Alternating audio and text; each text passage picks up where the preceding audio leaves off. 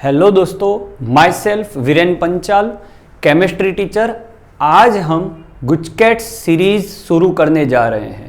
ये गुजकैट सीरीज में हम डिफरेंट चैप्टर के इम्पोर्टेंट पॉइंट्स पे बात करने वाले हैं और इस तरह से पढ़ाया जाएगा जिससे आप गुजराती मीडियम, इंग्लिश मीडियम और हिंदी मीडियम वाले बच्चों भी ये इजीली समझ पाएंगे। और शॉर्ट वीडियोस होंगे, आपको बहुत मजा आएगा, टॉपिक बाय टॉपिक जाएंगे and without wasting any time. So let's start today's topic, chapter number 1 solution. वहां से फर्स्ट टॉपिक लेने जा रहे हैं हम कॉलिगेटिव प्रॉपर्टीज, गुजराती में इसे संख्यात्मक गुण। तो अब कॉलिगेटिव प्रॉपर्टी कौन सी है, ये आपका first, what do you mean by colligative property, ये सब बातें हम करने वाले। कॉलिगेटिव प्रॉपर्टी उसे बोला जाता है जो प्रॉपर्टी पार्टिकल की, मतलब जो सॉल्यूट पार्टिकल्स है वो सॉल्यूट पार्टिकल की कॉन्सेंट्रेशन पे डिपेंड करती है। Okay, so properties of solution which depends on particle, number of particle of solute. Okay, उस पे डिपेंड करती है। Mainly there are 4 colligative properties. एक है आपका vapour pressure, okay, that is given by P1। Second है आपका osmotic pressure, that is given by pi. Third है आपका boiling point of solution, not solvent, boiling point of solution given by TB। And fourth one is freezing point of solution, that is given by TF. These 4 are the main colligative properties. अब ये अगर colligative properties है तो ये जहां जहां involve है, जो जो फॉर्मूला में ये इन्वॉल्व है वो भी आपकी colligative property होने वाली है। जैसे कि P1 से आपको लोअरिंग इन वेपर प्रेशर का फॉर्मूला ये है, आपको पता होनी चाहिए, P10 माइनस P1। अगर ये कॉलिगेटिव प्रॉपर्टी है तो ये भी चेंज होगा। तो अगर vapour pressure is colligative property तो फिर डेल्टा P मतलब lowering in vapour pressure is also colligative property. TB का एक और फॉर्मूला है, delta TB equal TB minus TB0। यहां जहां मैं ऊपर 0 या नॉट लिख रहा हूं ये प्योर सॉल्वेंट की बात है, जहां 0 नहीं लगा रहा वो सॉल्यूशन की बात है। तो ये चेंज होने से ये चेंज होने वाला है। TF की बात करें तो TF का delta TF depression in freezing point, इससे हम फॉर्मूला आपको पता होगा TF0 माइनस TF। तो आप देख सकते हो ये चेंज होगा तो ये चेंज होगा। So overall there are mainly 4 colligative property, पर उस पे डिपेंडेंट और 3 पॉइंट्स है। ओके, अब कौन सी कॉलिगेटिव प्रॉपर्टी कॉन्सेंट्रेशन के साथ कैसे रिलेट करती है वो लिख रहा हूं। तो याद रखना, आपके लिए बहुत इंपॉर्टेंट है हर एक MCQ के लिए। Boiling point, osmotic pressure, delta TB, delta P and delta TF। These 5 colligative properties are directly proportional to concentration of, या आप बोल सकते हो number of particles of solute, concentration of solution, ऐसा आप बोल सकते हो।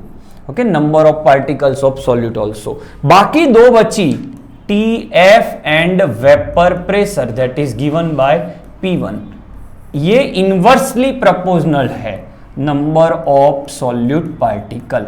ओके, तो ये 2 चीज आप याद कर लीजिए, यहां से आपको काफी MCQs निकलने वाले हैं। ओके, अगर आपको ये पता नहीं चल रहा सर ऐसे कैसे, फ्रीजिंग पॉइंट और वेपर प्रेशर इनवर्सली और उसके चेंज जो है वो डायरेक्टली, तो देखो यहां पे वेपर प्रेशर, यहां पे देखिए ये अगर कम होगा तो सिंपल है ये बढ़ेगा क्योंकि ये नेगेटिव पार्ट है। तो ये अगर इनवर्सली प्रोपोर्शनल है तो ये डायरेक्टली प्रोपोर्शनल है। हम बहुत डीप में नहीं जा रहे, आपके गुजकैट, नीट, JEE, इवन की बोर्ड, ये सभी के लिए MCQ में बनाने जा रहा हूं। It is not only GUJCET series, I can say, क्योंकि गुजकैट के पेपर नीट से थोड़े टफ होते हैं। तो अगर आप नीट के लिए प्रिपेयर कर रहे हो तो भी ये आपके लिए परफेक्ट लेक्चर होने वाला है। Okay, so this are the basic point of colligative property. Now let go for some MCQs और वहां से हम ये टॉपिक को कैसे अप्लाई करते हैं वो देखते हैं। ओके, चलिए फर्स्ट एमसीक्यू बहुत इंपॉर्टेंट एमसीक्यू आके खड़ा है। यू कैन सी सबसे पहले आपसे पूछा गया है ऑस्मोटिक प्रेशर। ऑस्मोटिक प्रेशर मतलब आपको पाई के बारे में सबसे पहले आप लिख लो, वो डायरेक्टली प्रोपोर्शनल है कॉन्सेंट्रेशन के। दो ही चीज है जो इनवर्सली प्रोपोर्शनल है, टीएफ एंड वेपर प्रेशर। आगे डेल्टा नहीं होना चाहिए तब, बाकी सब कॉन्सेंट्रेशन की डायरेक्ट प्रोपोर्शनल है। आप देख सकते हो यहां पे 10 ग्राम ऑफ ग्लूकोज है, तो 10 ग्राम ऑफ ग्लूकोज, ओके, तो 10 ग्राम ऑफ ग्लूकोज। सेकंड आपको दिए, इसका वेपर प्रेशर आपको या ऑस्मोटिक प्रेशर P1 से है 10 ग्राम ऑफ यूरिया। अच्छा, तो ये आपका P2 है, 10 ग्राम ऑफ सुक्रोज। तो आप ये तीनों को ऑस्मोटिक प्रेशर का रिलेशन आपको लिखना है। तो क्या किया जाए, तो आप बोलोगे सर तीनों में आपको दिख रहा है तीनों की प्रोपोर्शन सेम है, तो sir P1 equal P2 equal P3 हो सकता है। तो नहीं हो सकता, क्योंकि हमें मास नहीं देखना, हमें क्या देखना है, नंबर ऑफ पार्टिकल्स। यहां वॉल्यूम सबके लिए सेम है तो उसका कोई इफेक्ट नहीं आने वाला। तो सबसे पहले ये मास है, वो मास को आप उसके मॉलिक्यूलर मास से डिवाइड करिए, नंबर मिलेगा। ग्लूकोज का हो रहा है आपका 180, यूरिया का आपको पता होना चाहिए 60, NH2 CONH2 यहां होगा 10 डिवाइड बाय सुक्रोज मतलब शुगर 342। आप देख सकते हो इसका डिनोमिनेटर सबसे कम है, तो ये वैल्यू सबसे ज्यादा होगी, और जो वैल्यू ज्यादा होगी उसकी पाई भी ज्यादा होगी। तो P2 आपका आगे आएगा।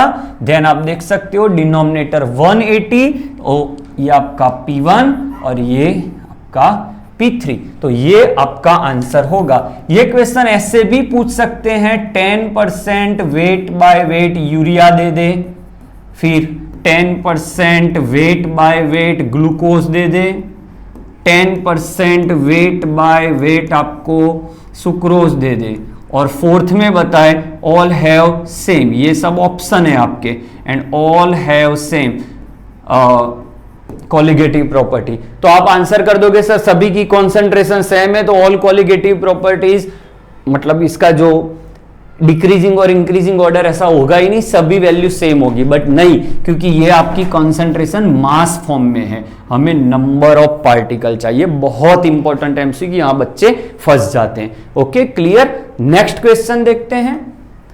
क्वेश्चन है आपका, which one has the highest osmotic pressure. वापिस से osmotic pressure, so pi is directly proportional.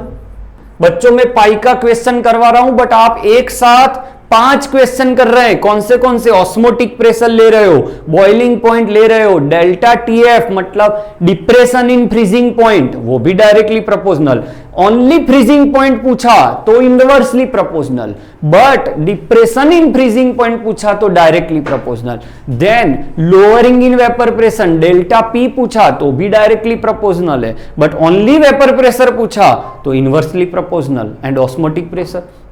तो क्वेश्चन भले 4 या 5 हो रहे हैं, बट ऐसे कोई भी क्वेश्चन आपको highest boiling point, lowest boiling point, order of boiling point, ऐसे कोई भी क्वेश्चन आपके सामने आ सकते हैं। So let go for it. Highest osmotic pressure, first option आप देख सकते हो m/10 मोलर HCl। तो HCl का आयोनाइजेशन आप करोगे तो H प्लस Cl माइनस, तो number of particles are 2।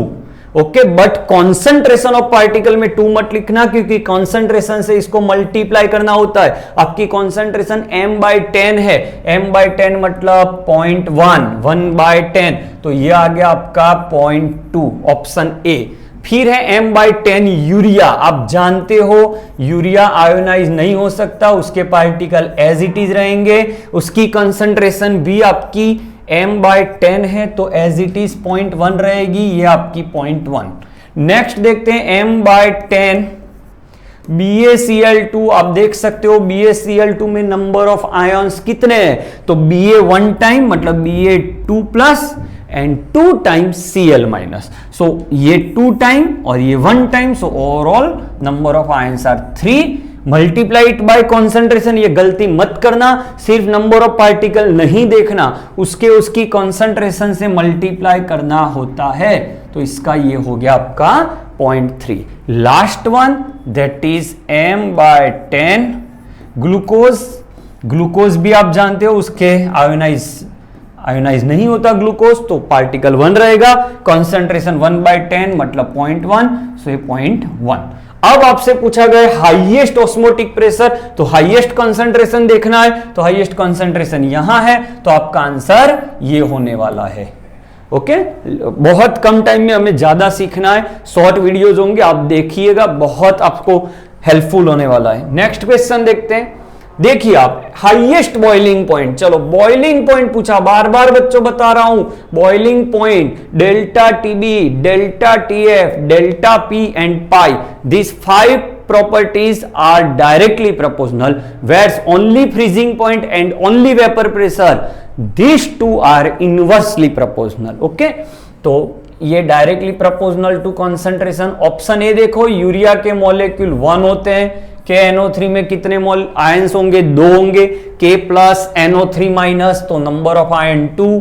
Na2SO4 में आपके पास कितने आयन होने वाले हैं? तो 3 आयन होने वाले हैं, 2 टाइम Na प्लस पूरा SO4 2 माइनस, तो टोटल आयंस 3, ग्लूकोज में 1। इतने से आप आंसर नहीं ला सकते, आपको इस कॉन्सेंट्रेशन से मल्टीप्लाई करना होगा। तो यहां आप देखिए कॉन्सेंट्रेशन 0.015 इंटू 1, 0.015 हो रहा है, यहां 0.01 से मल्टीप्लाई करो तो ये 0.02 हो रहा है, 0.01 से मल्टीप्लाई करो तो ये आपका 0.03 हो रहा है, और ये ग्लूकोज 0.015 से मल्टीप्लाई होगा तो 0.015 होगा। Now you see boiling point is directly proportional to concentration, तो कहां सबसे ज्यादा कंसंट्रेशन है? यहां, तो आपका आंसर ये हो रहा है आपका C. Okay, next, which of the following 0.1 molar aqueous solution will have lowest freezing point? Listen, only freezing point पूछा, freezing point is inversely proportional, but अगर यहां पे पूछा होता lowest depression in freezing point, अगर डेल्टा टीएफ पूछा होता तो ये डायरेक्टली प्रोपोर्शनल होता। याद रखिए, बार बार बता रहा हूं। चलिए, 0.1 मोलर सबकी कंसंट्रेशन सेम है, तो आप डायरेक्ट इसमें नंबर ऑफ आयन देख सकते हो, Al2SO4 ट्वाइस, उसके नंबर ऑफ आयंस कितने होने वाले हैं? तो 2 time Al3 plus, 3 time SO4 2 minus, number of ions आपके बन रहे हैं 5। नेक्स्ट ये है, इसका आयोनाइजेशन नहीं होने वाला, इसका कितना हो गया? 5। गुड, Ki के K प्लस I माइनस, ये हो गया आपका 2, ये हो गया आपका 1। लोएस्ट फ्रीजिंग पॉइंट मतलब हाईएस्ट कंसंट्रेशन, हाईएस्ट कंसंट्रेशन कहां मिल रहा है? नंबर ऑफ आयन ज्यादा, मोलालिटी सबकी सेम है, तो आपका आंसर आ रहा है ए। ओके, आई होप आपको क्वेश्चन में पता चल रहा होगा। नेक्स्ट वीडियो में ऐसा ही हम एक और टॉपिक लेने वाले हैं। तो आज के टॉपिक में आप क्या पढ़े हो, सिंपल आप समझ सकते हो। आपको क्वेश्चन जहां चाहिए आप स्क्रीनशॉट लेते रहिएगा। हमारा ये गुजकैट, नीट, बोर्ड, JEE के MCQ के कॉन्सेप्चुअल टॉपिक पे हम बातें करते रहेंगे। Thank you for watching and please subscribe our channel also. Thank you for watching.